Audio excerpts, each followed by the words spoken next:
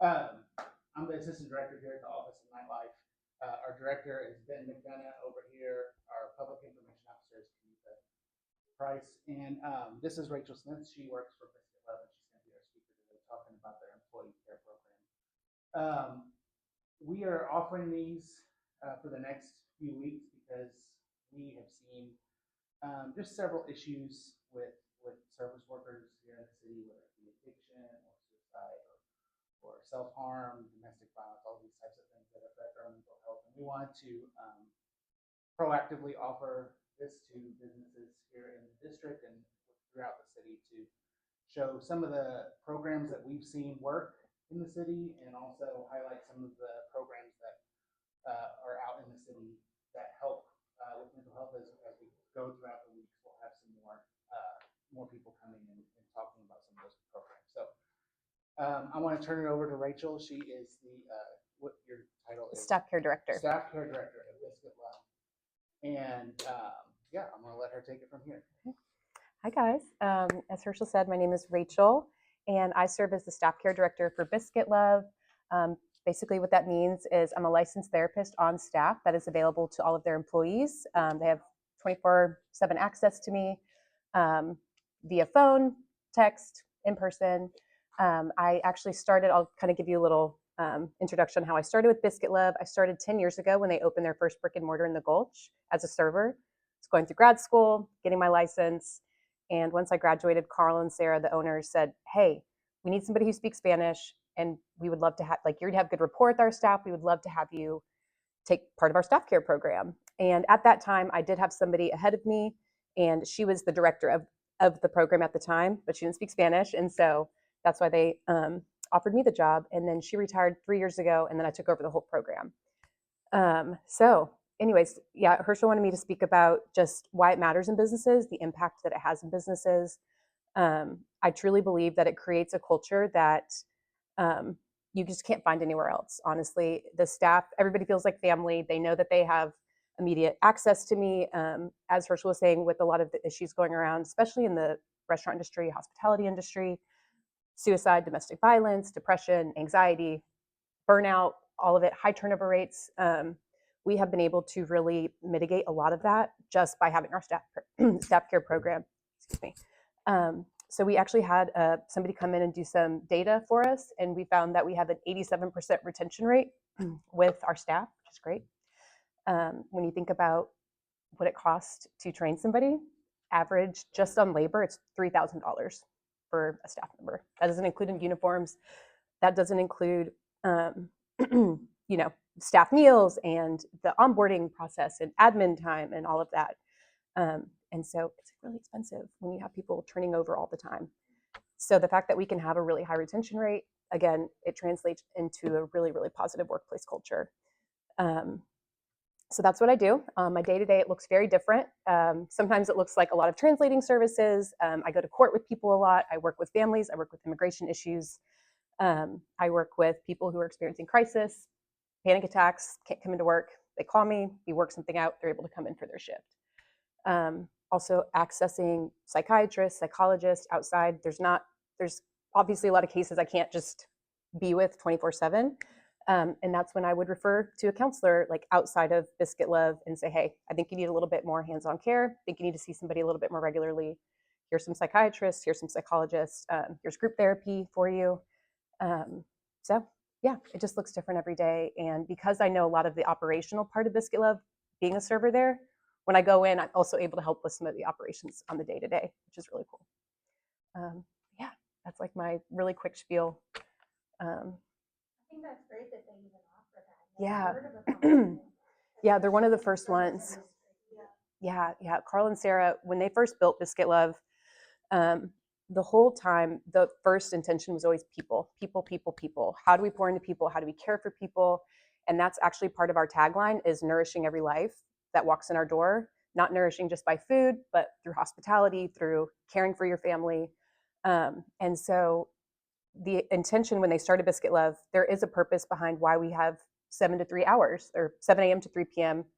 They wanted people to have something to wake up for in the morning, not going out partying late at night. if you worked in the restaurant industry, you know how that is after drink shit or, after shift drinks, and it turns into like a whole thing. So, it was very intentional to say, if you've got to be up for a 6 a.m. shift, you're probably not going to stay out until midnight. You know what I mean?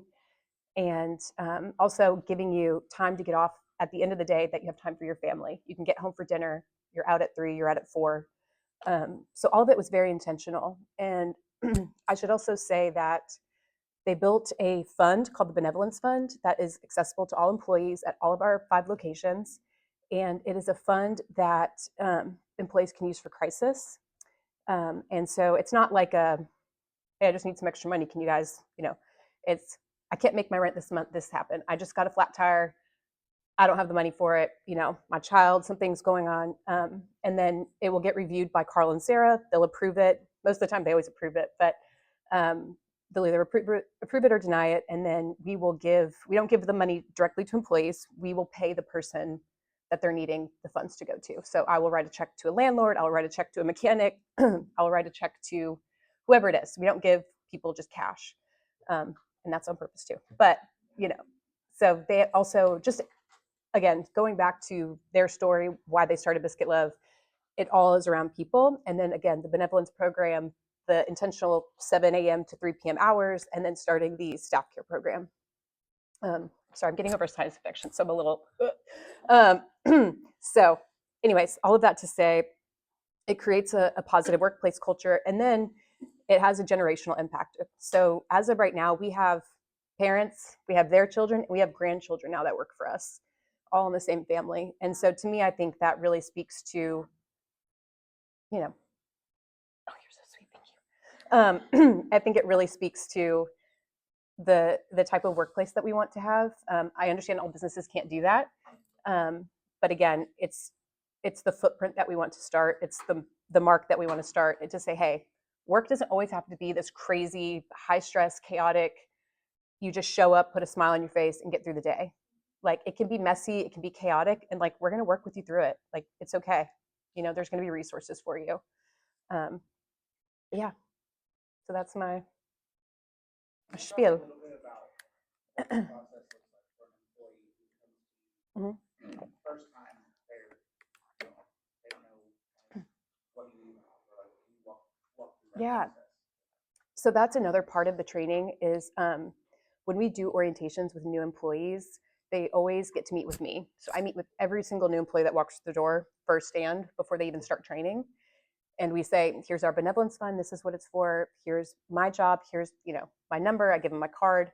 And then as I go into the stores and they see they see my face, they see me working alongside them, then they can build that rapport, that trust. They're like, okay, I trust this girl. I see her on the day-to-day basis. So yeah, they always have access to that during their first part of training. Is I always go and meet with every employee, tell them what my job is. And then, yeah, they have my number. I get calls depending on, the week. Could be late at night, could be early in the morning, could be on the weekends. We've had people go through some really crazy, just like literally not too long ago, had a call that was like, I'm gonna kill myself kind of thing. Like, I don't know what to do. And that's when you're like, okay, let's talk about this. And then I was able to get them access to care, refer them out to another doctor, and that person is like thriving now. And they're a wonderful parent, they're a wonderful employee. And I think it just speaks to what Carl and Sarah want to build for people. Again, it always goes back to them. I try to always put the the light on them of just they care so much about people, and it shows, right? So, yeah. Yes, ma'am. Right now, we have a little over 200. We have 5 locations. 4 of them are here, and then 1 is in Ohio. We just opened our Cincinnati, Ohio store this last fall. And so that one, I'm not there as frequently. I go probably every 3 months in person. However, I have a really good relationship with our staff there. And so most of them I do telehealth or just, texting, checking in, that kind of thing. And another really cool part is managers aren't having to stress about their employees' wellness, right? Like, if you work in an environment where you're like, I know so-and-so's going through this, I don't have the resources, I don't have the tools to help them, like, I don't even know what to do. That's when managers call me and they're like, hey, you need to go check in with so-and-so, something's not right, they're showing up to work late, they're acting this way. And then that's when I just take over. And so it helps management as well, just not having that stress. They're not having to figure out those resources for our employees either. Yeah. 7 days a week, 7 a.m. to 3 p.m. Yes. Yeah. So it's a lot. Yeah. Any other questions? How would you like, because this is an awesome, it's a very awesome program, it's definitely something that should have in other cities. And I'm sure that that does take a lot of stress off of it. Yeah. You're not having it. My whole life is falling apart. I'm sorry. Yeah. But you can kind of have someone who can help with that. But how would you go about setting something up like this? How, if someone wanted to include something like this, how would they do it? Yeah, that's a great question. That's kind of where we're at right now with the staff care program in general. Is we've been approached by a lot of other businesses of like, hey, I've seen your model. Hey, we've seen the retention rates. We've seen this. Like, how do we implement this? And I will say, I think it was kind of just a lucky thing with Carl and Sarah that I happened to be, going through grad school and I happened to be a server there, and it just all kind of fell into place. But to your question, I think businesses have to first make people the priority. That's where it starts. You can say, yeah, we'll call somebody or I'll have but like the business itself has to make people the priority if that's the kind of workplace that you want to build. And then once it starts with that in mind, then I think it can grow into, okay, yeah, let's partner with other people. Let's partner with other resources in Nashville. There's tons of organizations in Nashville. I know Big Table, the Family Safety Center, and I'm sure there's a lot that you guys work with, but that want to help people and that want to implement these kind of resources into their business as well. So it's just kind of reaching out and seeing who's available, what do they offer, how do we get this in our program as well. Can I ask what you would say to somebody who, say you have a restaurant? Yeah. I would say, what does that mean? Not in a bad way. I just mean, what does that mean? And then I think it's hard because you're not in it. Does that make sense? Like the assistance is outside of work, whereas I'm like in the job. I'm in the day to day. And I always like to say, this is kind of on the side, but I always like to say men communicate shoulder to shoulder and women are face to face. And what I mean by that is my guys tend to talk to me more when I'm doing a task with them, when I'm at work side by side doing something with them. And my ladies, right, we could sit down, we could talk all day. And so I think the assistance, again, I would want to know what that means, but it sounds like it would be like referred out. Okay, versus the in. I'm here in it with you. I'm working next to you. Let's figure this out together. Yes, 100%. Yeah.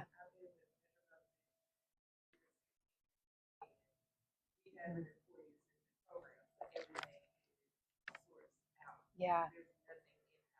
In-house, that's the key word. Yeah. Yeah.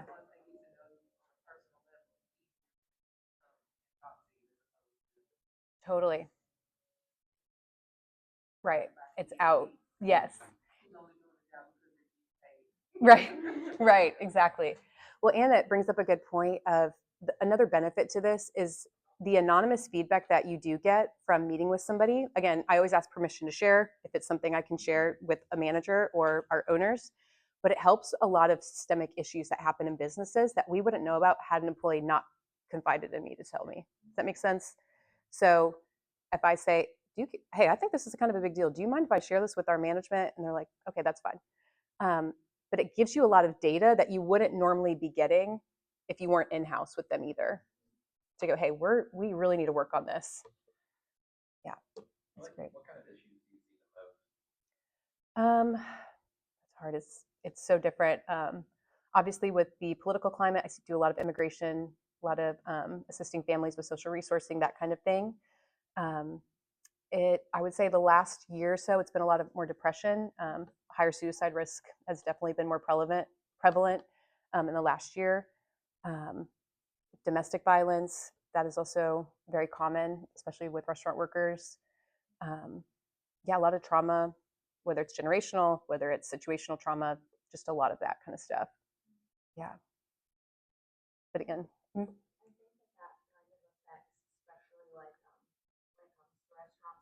It's not only a certain type of people working in restaurants, but it tends to be single mothers, ex-convicts, Yeah.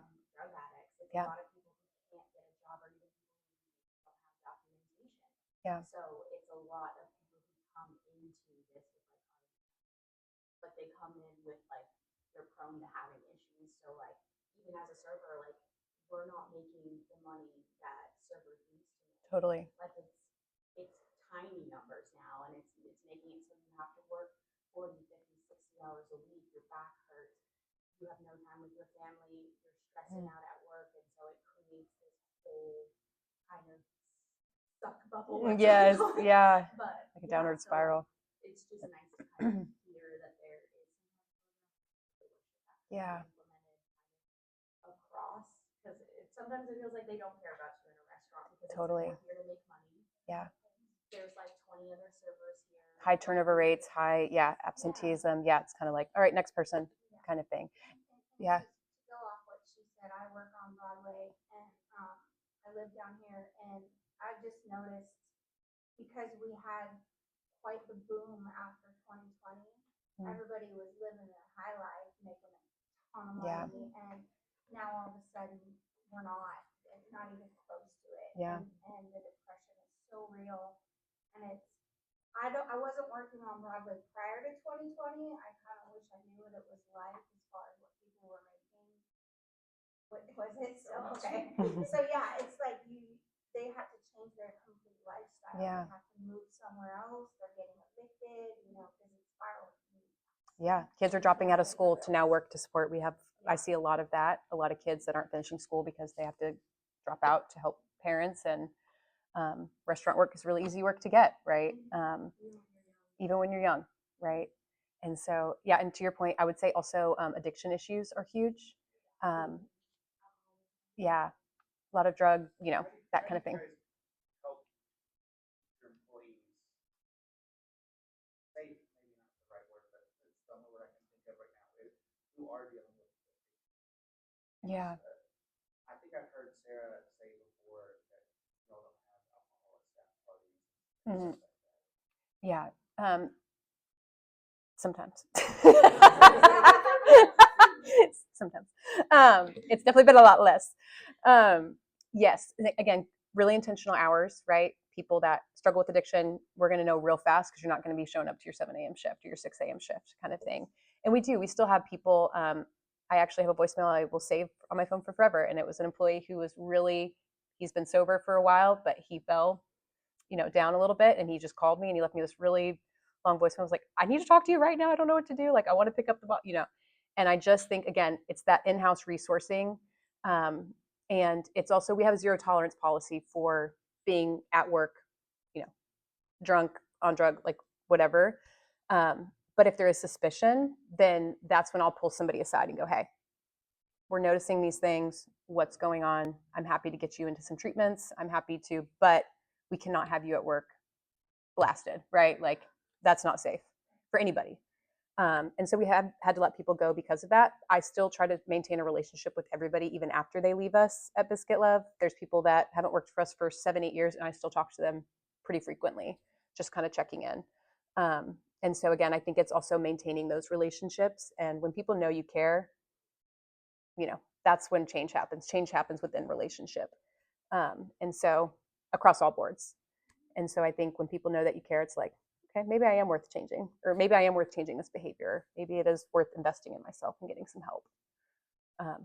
Zero tolerance for showing up that way, but it's not this like merciless, like, get out of here kind of thing. It's like, we're going to help you get the help you need, but also you can't come to work. We'll give you some time off. It's nice to at least ask that, because I know sometimes, like Yeah. think about it in like a mental health profession. Like, why did you come to work? Why did you come to work high? Like, what happened before you were here that said I have to go to work because I just can't cope? I can't. Right. So like, instead of just being like, you're fired, like, this is no. Like, yes, I understand the no tolerance policy. But Yeah.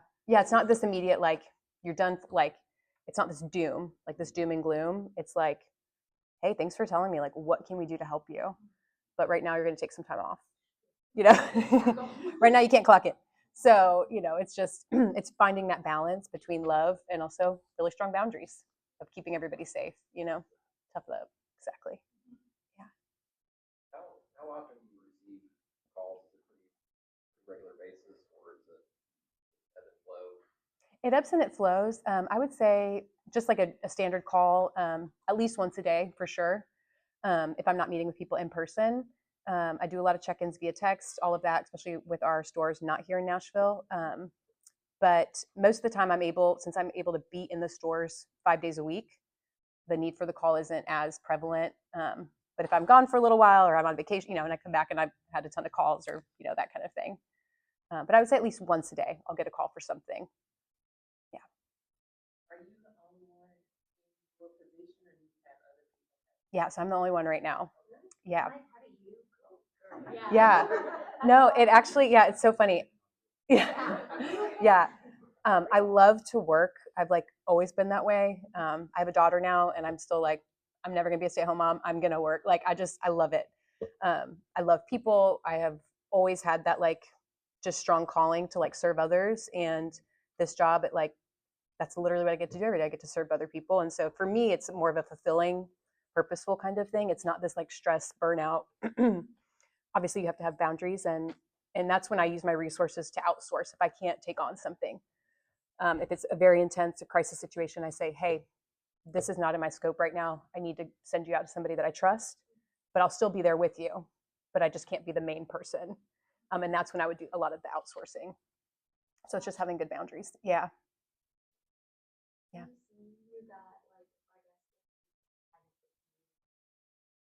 Yeah. Do you see you turning this into a program that you can offer to businesses? So it's okay, you have a mental health professional who comes in around, but they can do this because this seems amazing, but if they don't have you, it seems kind of hard for other businesses to take this on just because they don't know everything. Totally. So what suggestion or are you guys programs? Yeah. And, show businesses this is what you need for this program. Yeah, I would love eventually, if we get the right resourcing for it, both financially and just logistically. I would love to have a consulting firm or consulting program through this and be able to consult with other businesses, consult with other therapists who might be interested in working in a restaurant related field, and then sourcing those therapists, especially Spanish speaking ones, or those who speak a second language. I think it's so, so helpful. So yeah, eventually I would love to see that happen. Yeah. Do you already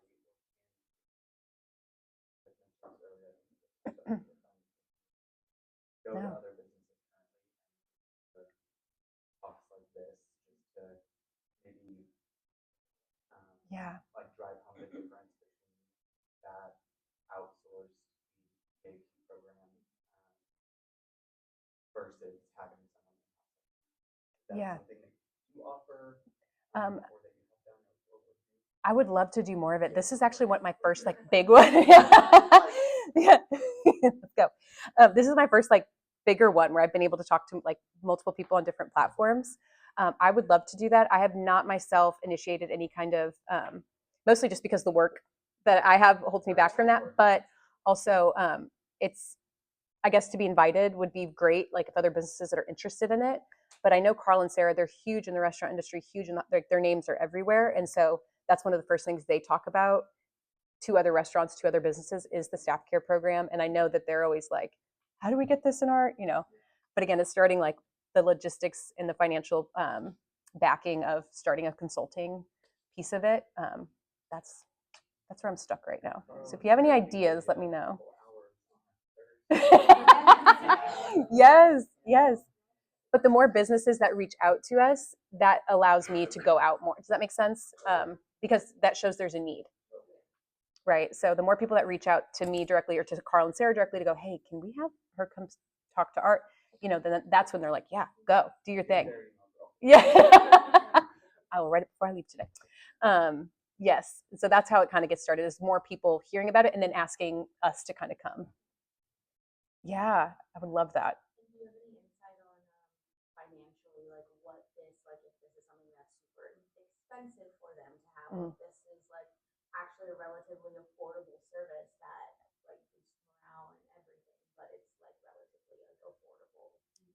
Yeah. It's funny, Herschel and I actually talked about this at our first meeting and about the financial implications for this kind of program. And, how could businesses afford, because it is, right? It's going to be a big chunk. Um, how do businesses afford this? And I always say, how could they not afford to have it? Is like my question back is, if you want to have higher retention rates, if you want to have less turnover, if you want to have better staff morale, if you want to have a more positive work environment, if you want to have people in more safe environments, then you can't afford to not have it. Because again, it goes back to your budgeting. If you're spending $3,000 to $5,000 per employee to train, and that you're having a high turnover rate, you might as well just have a counselor on staff, right, to help reduce that turnover. So it depends how businesses want to budget their money, but I always say, how could you afford not to? It's kind of my thing. Yeah, of course. Yeah, yeah. But is this for your program? Is this something that a quote unquote for the employees, or is it just a service? Yeah. Comes with working in this? The latter. Yep. So it is just a service. They pay nothing into it. They don't have anything. Yep. It doesn't get taken out of the checks. It's not like an extra tax thing or a tip. Nothing. It is completely free, accessible, no strings attached. So everybody, come on, Biscuit Love, Biscuit Love. Yeah. Yes. Right. Yes. Yes. Yes. Amen. Right. Yes. But again, it all happens in relationship, right? Change happens in relationship. And again, it speaks to when I have employees who haven't worked for us, like I've said, for years. And the fact that they still text and want to check in. And, I think that means a lot. And it shows the kind of culture that Carl and Sarah want to build and change the restaurant culture. They want to change the hospitality, the nightlife culture of being like, hey, we care. We actually do care about you. Right. Yeah. One thing you talked about when we first met was how you will just jump in on a day and just start working a shift Mhm. with your, Mhm. your team. I think that's been It really has, especially when I go back to like with men, they talk shoulder to shoulder, and especially with a lot of our other like cultures and like our Hispanic community, like such hard workers. They really value work. They really value family, and so when they see you in the trenches with them, it brings a whole new just perspective of trust and rapport. And so I do think it's a very unique thing that I have been trained in that way, right, to work at Biscuit Love as a server, so I know the operations. And so yeah, and when I'm able to hop in and while I'm working, they're like, "Hey, Rachel, by the way, I meant to tell you this thing. Can we talk later?" And it allows them just that space to, whenever they're ready, they can talk to me. Doesn't matter if I'm like in the dish pit or if I'm running food. They just see me there. They see me working, and again, it creates that rapport and that trust. Yeah, totally. I'm right. Right. Exactly.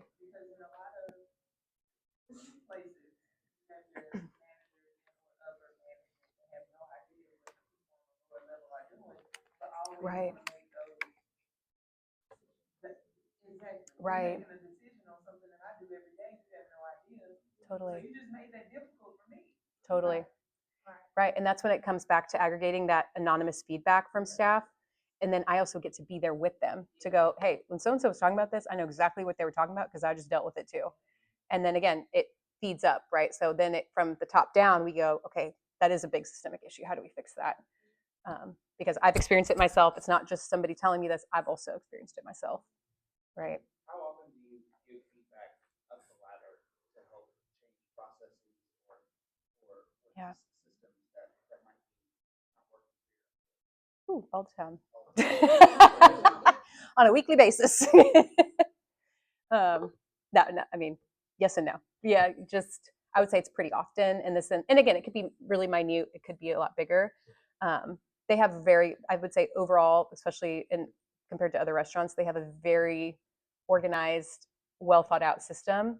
But again, nobody's perfect, and there's always things that can be improved. Especially, I know after COVID and the restaurant industry took a huge hit. and trying to manage labor and trying to find people. And, it was just the money aspect. I mean, restaurants are really struggling right now. And so there's always little things that we could be doing and tweaking to make the experience better, not only for our guests, but also for our staff. Happier staff equals happier guests, right? They're getting treated a lot better. But yeah, I would say it's pretty regularly that I get feedback. Yeah. But I heard you mention that you guys offer access to resources, counseling, therapy, psychiatry. Yeah. So do you actually have these professionals on staff, or are these do you refer them to different resources? Correct. Yeah. So I'm in a counseling network group that has hundreds and hundreds of therapists in the area. And so when there is a need that I can't meet, I will reach out to my group and say, hey, looking for a therapist that is specialized in blah, blah, blah, taking new clients, that kind of thing. So it's not in-house. Yeah, it's always out. But I'm glad you said that, because you just reminded me, Biscuit Lab also pays for outside therapy for our staff, up to 50% per session. We reimburse staff. That was a huge thing. I can't believe I missed saying that. That's like a huge deal. Yes, we pay for outside, so it doesn't have to be a part of Biscuit Club, doesn't have to be associated with us in any kind of way. It could be not even a resource I gave. They could find it on their own, but we reimburse up to 50% per session for our staff. Yeah. And do you have a limit on the session? Yeah, so we start at 6. So we'll reimburse up to 6, and then they reevaluate. Again, they always approve it. But after 6, they confer about it, and then they say, okay, we'll reimburse for another 6. I've never had them ever deny any kind of care for that. Yeah. How quickly are you able to refer employees out? Yeah. Something that takes a few days, or something that you can do almost immediately? It depends on what the need is, and if they're Spanish speaking. There are not a lot of Spanish speaking therapists in Nashville. Surprisingly, they're very few and far between, especially that will take on new clients or that don't already have a really heavy caseload. And so that would be that's one that's really hard for me to outsource. But even saying that, it might take up to 2 to 3 weeks for somebody to get in, which in the meantime, I would do the maintenance therapy until they're able to see somebody.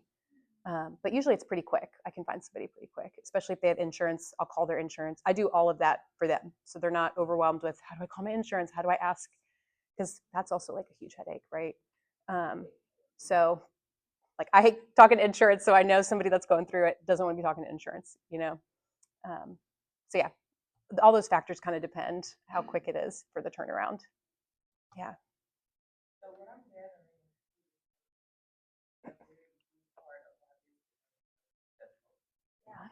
I don't know. I'd say Carl and Sarah.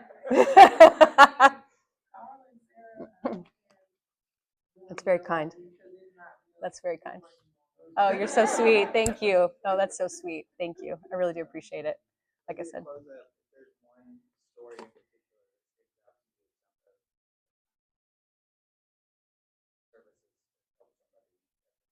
Yeah. Yeah, I would say the one I kind of mentioned earlier with that phone call that I got with the gentleman who was experiencing a crisis and was going to go hurt himself. It was like 8 o'clock at night. And just the desperateness that you hear in people's voices when those things happen, and being able to walk alongside him. And like I said, if you could just see him now, it's just crazy the difference. He now goes to regular therapy. He's the first person in his family to ever go, first person in his, the whole generation of his family to go. He's working with a wonderful Spanish-speaking therapist, and he's a wonderful father. He has a great relationship with his kids now, and he's just thriving. And so it's just, that one really stands out to me of just being so low. And then now he even texts me sometimes. He's like, I can't believe where I was a year ago, or 2 years ago. I just can't even believe how different life is now. So that one really, really sticks out to me. That one's really close to my heart. And then the gentleman I told you that was struggling with addiction, of just him, just knowing he has the tools, but needing to be reminded he has the tools to overcome that, was also very impactful to me. Yeah. Yeah. Are you aware of any other restaurants or bars that have a similar staff care program? I'm not. I've asked around. I think we're the first to have this type of program. I know you said like the employee assistance programs. I do know of NOCO, who I love, and they, I believe, donate part of their proceeds to the Nashville Children's Alliance here, and also to their staff for like a travel fund, like a travel stipend. They want them to travel. And they pay, okay, I was going to say they might do counseling as well.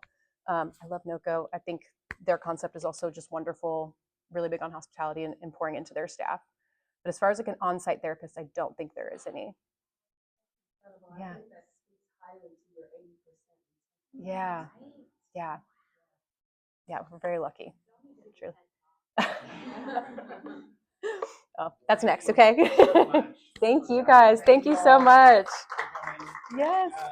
Next week, we will have Big Table here. If you're not aware, Big Table provides resources in this area for service workers around Nashville. So if you are not signed up for next week and you would like to come, please use the same link that you used to sign up for this week. If you have any questions, I've got cards. I'm going to pass them out. We're happy to help you connect. And I have my cards too. I want to give. Resources.